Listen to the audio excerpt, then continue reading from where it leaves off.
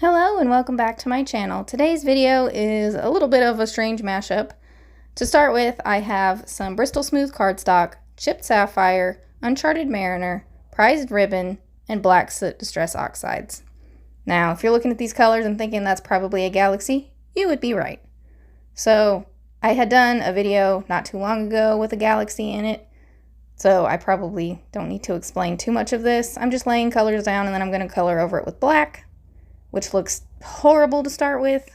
And then I'm going to go back over it just a little bit with more of the colors, trying to keep it darker around the very outside and a little bit lighter on the inside.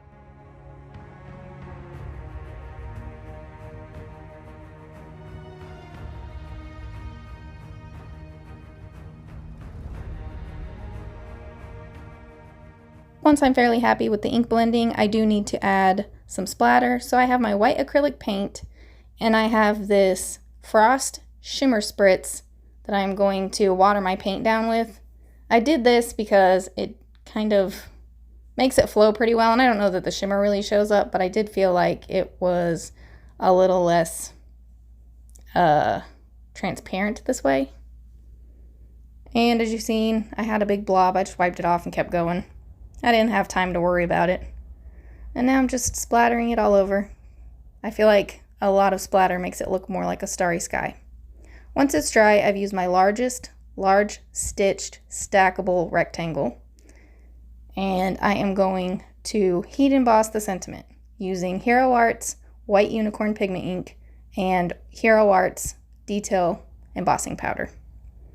Now for my sentiment, I'm using Loveable Legends. This is unfortunately a retired stamp set, so it's not available on the Fawn website anymore. So this is going to be a birthday card.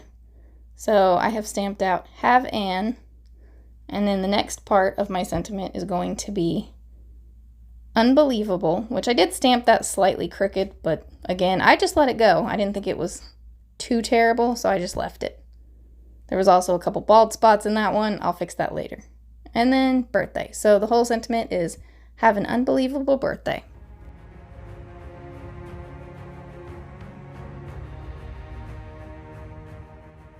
Now in order to fix the little bald patches in that, I'm just going to take my white glaze pen and kind of dot it in the spots that needed more embossing powder. And now you won't really notice anymore. So for my coloring, I've already stamped out my images as well as cut them out.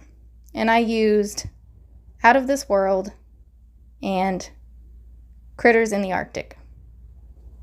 So I'm keeping the coloring very simple in this. I'm using the blues pretty much for everything. There's not a whole lot going on in this card. I did, after I made this, add some tags. And the reason I did this is because I had actually cut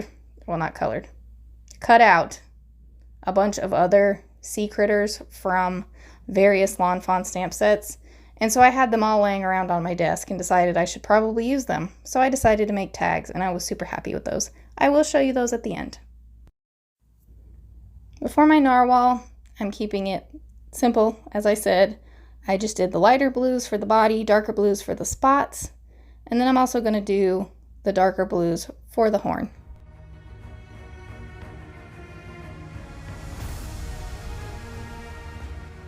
Moving on, I have my little astronaut. Yes, astronaut and a narwhal. They don't really go together, but I had fun with this one. So normally I would color the astronaut suit white, add some grays for shadows, but I decided I was going to keep the color palette very limited on this, so I made my astronaut suit blue. I did keep it a little on the darker side just to contrast the narwhal just a bit.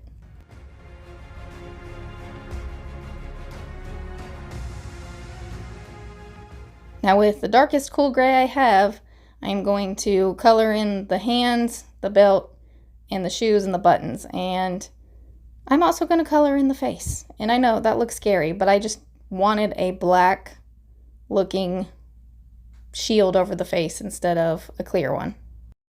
To make it look reflective, I'm taking my white gel pen and adding some little shines on it. And I'm going to do the same for the buttons. I don't know if that was super necessary, but I just wanted to add a little bit more detail because I kept everything so plain. Now I have a couple planets and I'm going to color these.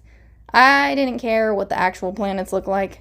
I just wanted them to look interesting and different. So same blues. I decided I would add a little bit of shadow to one side. Whether this makes sense or not, I don't really know. Also, sorry for the bouncing camera. My son keeps like bumping into the little camera arm that I have, or he likes to run around right by me and it just makes my phone bounce. So I apologize for that.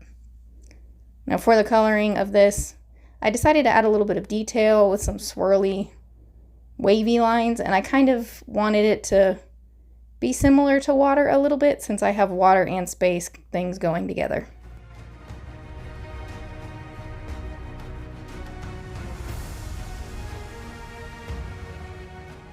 Now the one other color I did decide to bring in was yellow, and that was just because there was a couple things that I wanted to stand out. Well, actually, mostly just one, but I felt like the rings would be too much if they were also blue.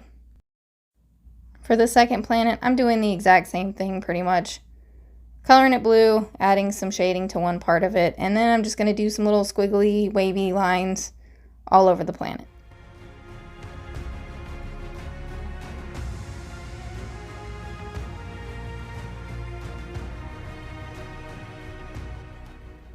Now I'm just going to glue everything down flat. I do color in between the rings and the planet. I just picked, I think it was a B99 marker. It was the closest I could find to the color that was the background. But this just makes it so I don't have to cut them out. Now, these little stars that I'm adding actually came from the Say What gift tag die set. I have cut several out, both from white and yellow. And the one that's right under the astronaut is the only one that's going to be yellow. Every other star I add will just be the white stars. I did decide to darken the eyes of the narwhal with my black glaze pen, and then I took my white gel pen and I am making it look like that star is on a little string and the astronaut is holding it. This did take several passes, and I did find that if I dot the gel pen, it kind of comes out a little better and it makes it a little bit more opaque. Next, I'm just randomly adding the little stars from that Say What gift tag die set all over my background where I thought it fit.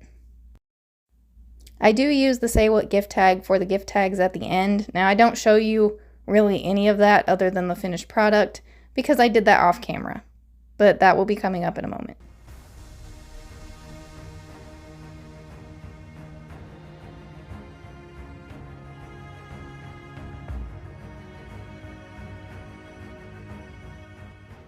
And that's my completed card. And then here are my tags. Thank you all so much for watching. I'll be back with another video soon. Bye!